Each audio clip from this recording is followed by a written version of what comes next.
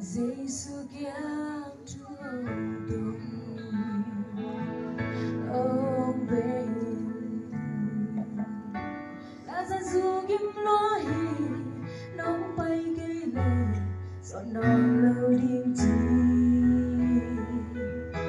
Mary lại phà ta chỉ ta được thấy lâu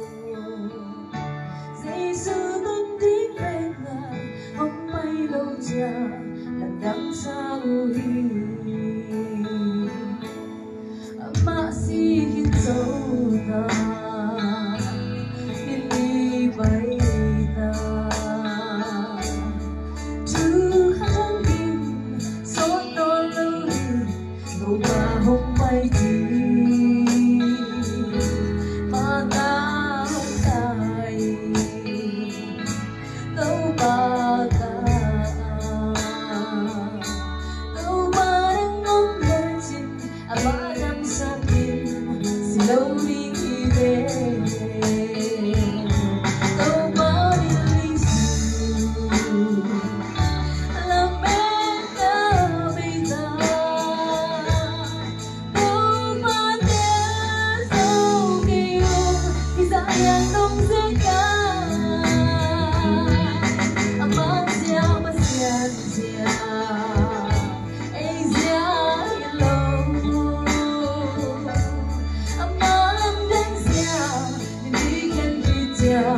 I would love baby Giêsu in mata anong hilig Matan dâu tàu ba thay cây tên Mình đi chinh kiến dâu Anh bông xuống cái ly kia Giêsu ô kia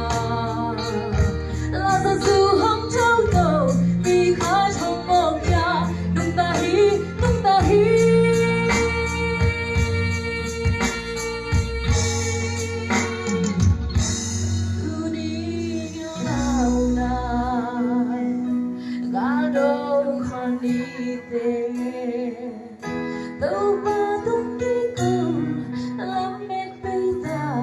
ai hàng hôm đón lâu nó luôn kia kia I'm not hello